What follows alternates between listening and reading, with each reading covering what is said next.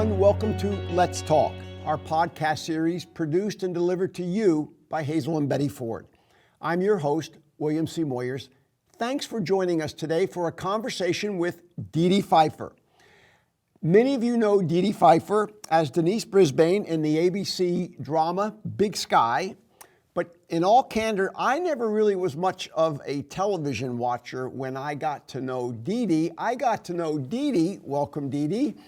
I got to know you at the 40th anniversary celebration at the Betty Ford Center in November of 2022, where you were our keynote. And candidly, you blew us away. So we had to have you back. Thank you for being with us today.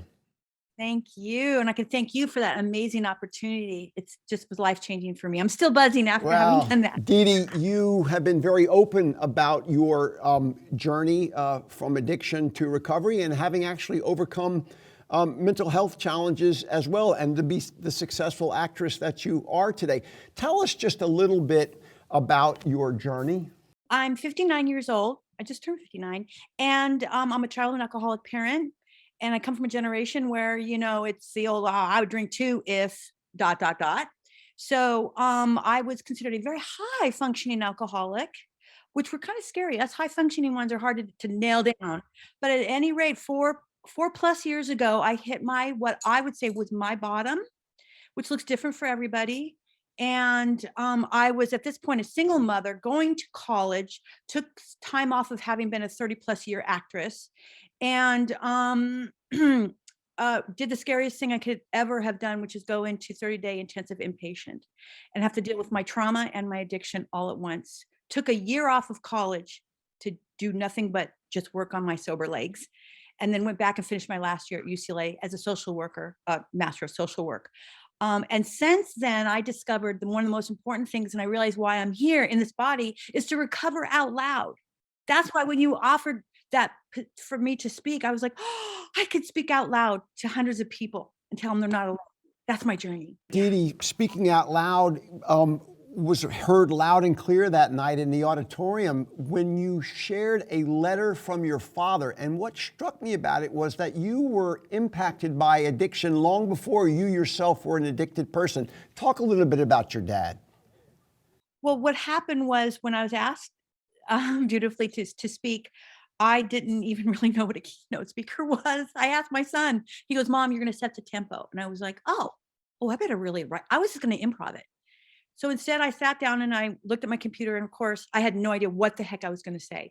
My son at the time was doing a report in school, and he wrote a letter to the author of a book.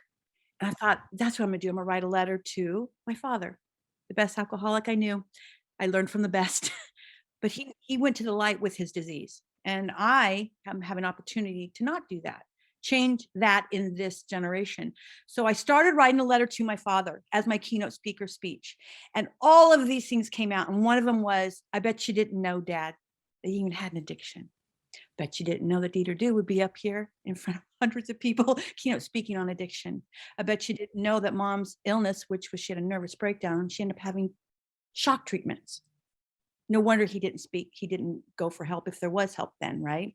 So the whole letter was basically a way of trying to pull my dad's energy back to my heart and let everybody know that they're not alone. And it kind of explained my journey of being active in my addiction, but more importantly, the beauty of the rebirth I've been experiencing since the day I said, I don't want to do this anymore. And I need help, and it's okay to ask for help. I don't know who told us asking for help was weak. I don't know who said that, but they are one of the most courageous things to do is say, hey, excuse me, I need some help over here. That's a tough person. If you ask me, they're saying, I don't want to do this anymore. Right? Dedee, how old was your dad when he died? He went to the light in his 60s, actually cancer, which they say was not related to his alcoholism. I'm not sure how it couldn't be, but that's kind of biology. I think the bottom line is that he checked all the boxes. He provided for our family the best that he could, considering he was active in his disease. And my mom had some mental health issues and was treated in what I'd say a barbaric way back then. And that I'm a product of these two people who did the best that they could do we are so fortunate right now to be in the millennium. We have access to a lot of really great things to help us, you know? And one of the things is using our mouths, communicating I want to just take that sting out of the word addiction. I just want to take the sting out of it so people can talk about it. One of the reasons why I stayed in my disease so long, I was ashamed. The shame just kneecaps you and prevents you from seeking the help that you can get, right? So I want to be out there and say, it's okay. Dedee Pfeiffer right here, man. I'm showing you what it can look like right here. Dede, I'm intrigued by your creativity. You were an actress, and you come from a family. I mean, your sister Michelle Pfeiffer, successful actress as well as you. You were a successful actress before you ever found recovery. How did you do that?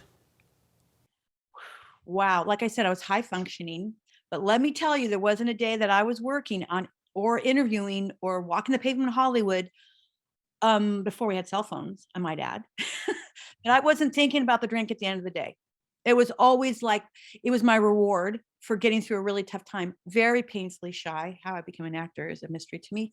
But I know that there was also this yearning to be loved, liked, accepted. And I'm not alone. A lot of artists feel that. You throw in the addiction and then all the trauma that just kept adding to it. In each role, I would pull on that trauma, which made my performances really dynamic. But when I went home, I was spent. I had no way to replenish that other than to drink the feelings away. And often that didn't work. It backfired, as we all know, right? That's not the way to deal with that. And I didn't know any other way. I didn't know that. I thought this is what you do.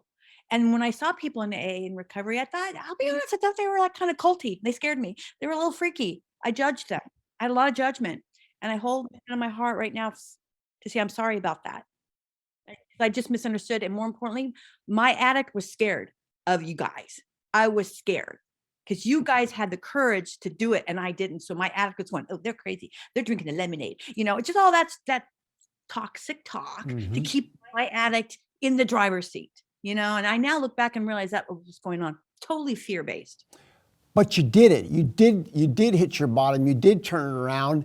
And what's extraordinary about it, and I've done a couple of events out in LA at the Skirball Center around people who have, actors and actresses who have struggled to hold on to their creativity once they were no longer lubricating it or stoking it with substances. How was it difficult for you to continue on in the profession and to be the successful actor that you've been as a sober person, or was it easier?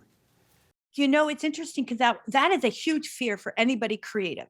How am I going to do this and get to those levels without that substance? Shockingly, I feel I have access to all of those places and more now because I've gotten rid of that fear.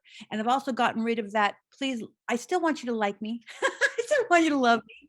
But I'm learning how to really start to like myself first and have that be priority. Also, I think that again, when we're fear-based, we just have to step into the unknown, trust other people who have already done it and been there.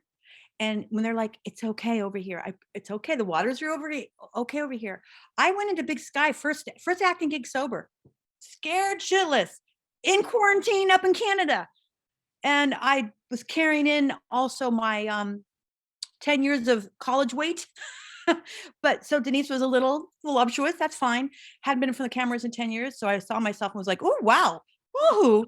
So I had to kind of, really constantly work on checking old thoughts, old feelings, old behaviors, and relying on everything that I learned from people like you and everybody around me who just have more years of sobriety. They have all those little nuggets of little helpful skills that I just grab them like little treats. For me at the end of the day, you know what I do?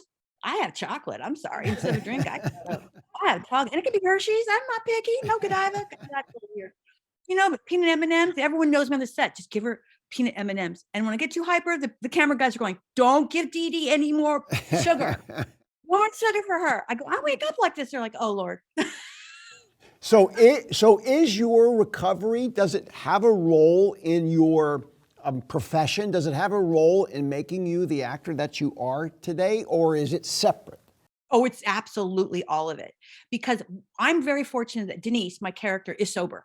But what I love about the way they write her is it's not a forefront thing. It's not constantly telegraphing, oh, she's sober, she's sober. It's mentioned here and there when appropriate, when makes sense, and moving on. She's no different than all the other characters with their different colors and nuances. She just happens to be in recovery. And Denise Poo, people who watch the show know exactly what I'm talking about. Denise Poo is strong. She's the office mama, mama bear, funny, sarcastic, and she's very curious. She's in her 50s. So she's curious. And one thing I know in my sobriety, always remaining curious versus resistant. Look at what resistance looks like, and look at what curiosity looks like.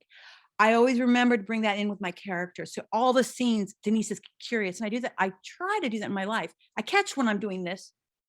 And I'm like, hold on, take a big breath, Dede. No, be curious. It's all like learning how to use new muscles, new strengths. I just feel like I'm actually more my authentic self now than I ever was before, because I was running from something always before, running from addiction, running from my trauma, running from pain.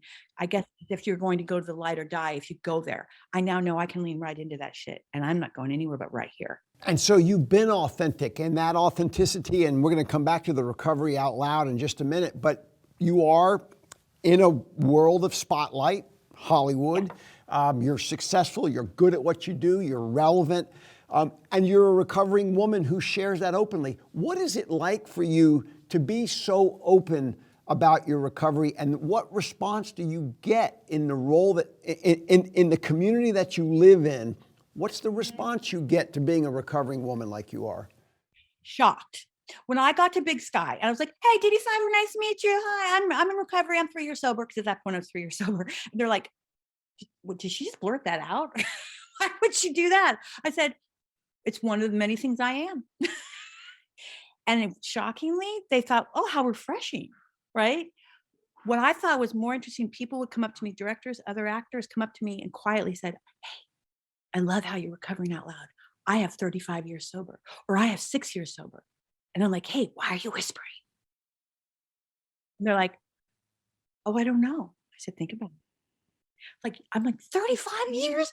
I'm gonna take my hat off to you. I got 3 years. I'm a newbie in this, But it's shocking how that we still have that shame, that let's be quiet. And I know a lot of it has to do with anonymity, and people really wanted to have their own personal journeys. You and I spoke about this.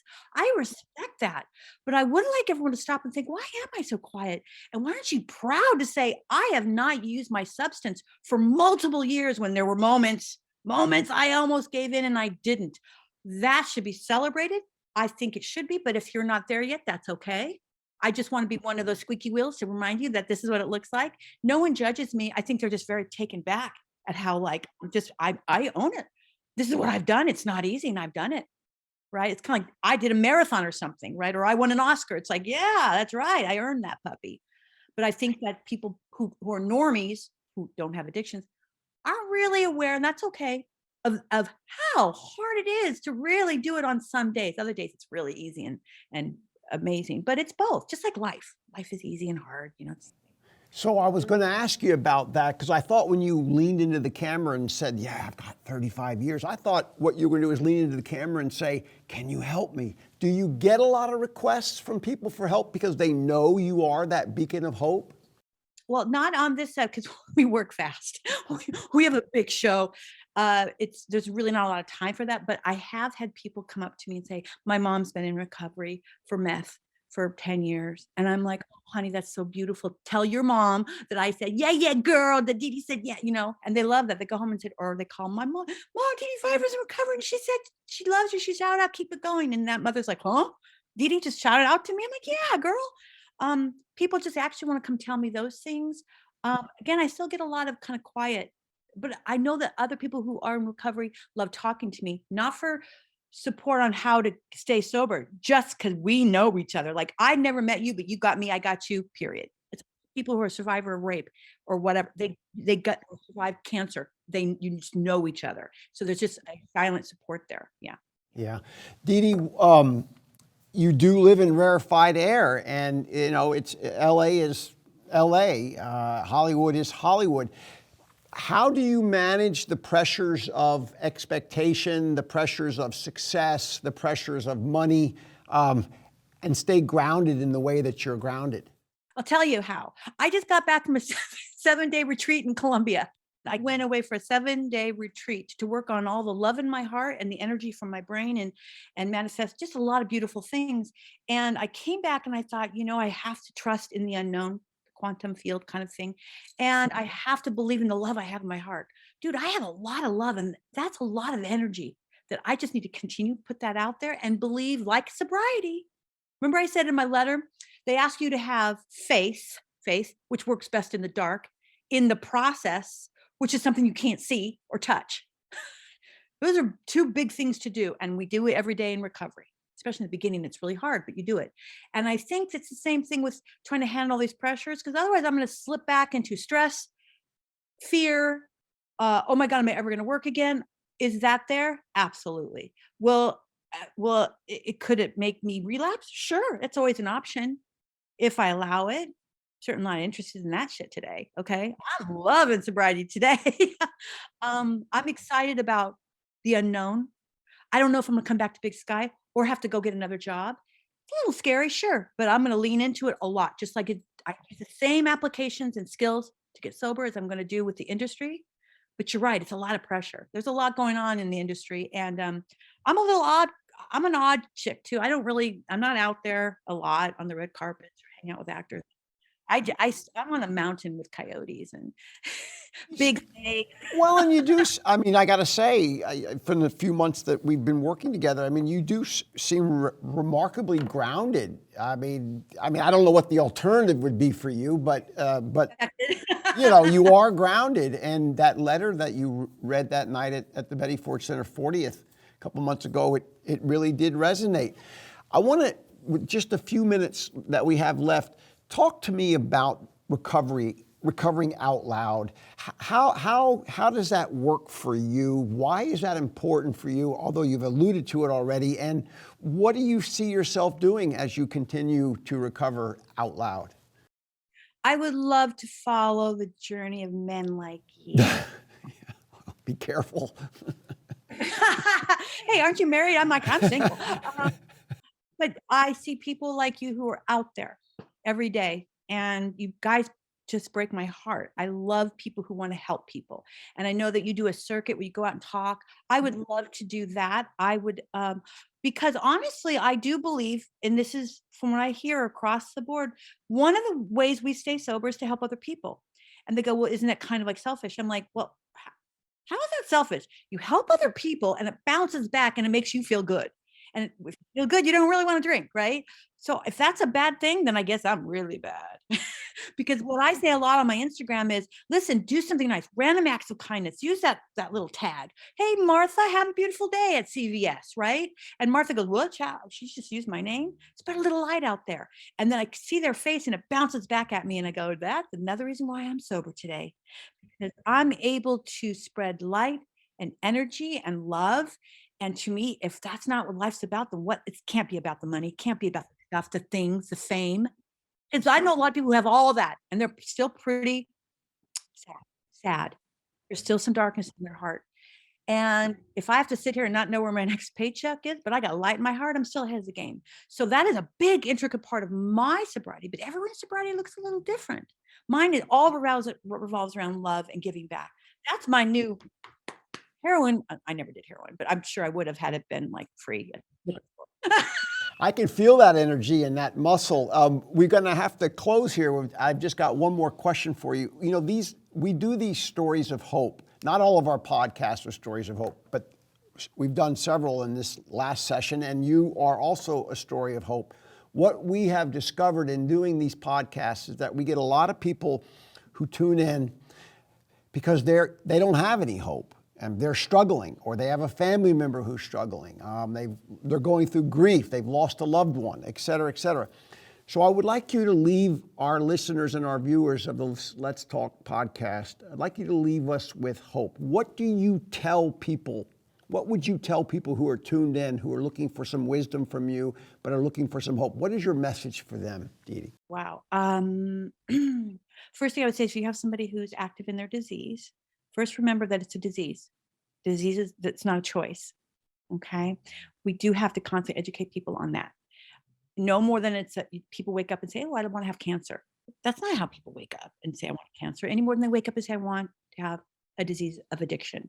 Number one, there's a little, maybe have a little compassion. Two, if you're trying to get them into recovery, it's not going to work. They're going to reach for help when they are ready. The best you can do is say to them, I love you. I can see you're struggling. Let me know when you want help.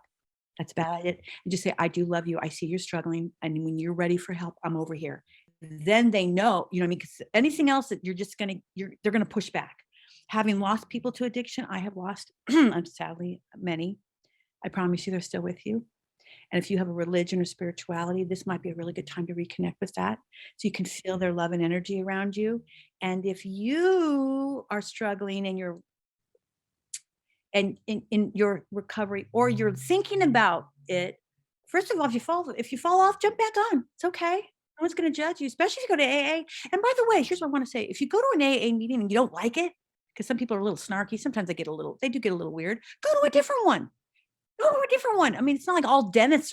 Sometimes the dentists poke you and they make you bleed. Go to another one. Keep going to the dentist that pokes you. So this is why sometimes I've had to go to different AA meetings until I found one that resonated with me. That's all. No judgment. Just like, wow, I just left in a worse mood than I walked in. I think I'm going to try another one. There's an online one now because of COVID, but reach out. I know you don't have hope. Reach out. It doesn't have to be AA. There's other ways as well. There are, because I know a lot of people have issues with religion. I respect that. There are other groups that have no religious aspects, but have the same skills and techniques. Reach out to those. Like, don't let the religious thing be the reason why, wow, they're all crazy like I was doing, right? And by the way, your God can be anything. My God is Mother Earth. Mother Earth, one big badass bitch, and I love her. And she's got a lot of power. Yeah, that's my God, is just Mother Earth. You know, that's it. I mean, is she bigger than me, more powerful? Oh yeah, then that's it. That's your higher powers. Anything that's bigger than you. So I say, just reach out. I know, and you can do it anonymously. You don't have to be all loud like me. And don't give up. And the people do love you unconditionally. I've never seen more people love me than I did in recovery, in my rehab, at AA meetings, and even now on the set, when they find out I'm sober, they're like, oh, I love Dede, but now I love her even more knowing that she's sober. I'm like, I know, aren't sober people, or when I say sober, that means not using because it can be meth head. I went to rehab with meth heads, heroin addicts, food addicts, gambling addicts. I mean, we were just all addicts, right? Addicts in recovery, we are cool. I'm sorry. I think we're some of the coolest people. So I think, come join us. That's what I say. Come join the cool cats. Well, Dedee Pfeiffer, thank you for joining us today and being so cool about it. Thank you for recovering out loud and for really giving yourself to us at Let's Talk, to Hazel and Betty Ford, and most of all, giving yourself to those who struggle and need your inspiration. Dedee Pfeiffer, thanks for being with us today. Thank you. Take care. And thanks to all of you for tuning in for this series of podcasts, Let's Talk. On behalf of our executive producer, Lisa Stengel, and the crew at Blue Moon Productions, I'm your host, William Moyers, and we'll see you again soon. Take good care.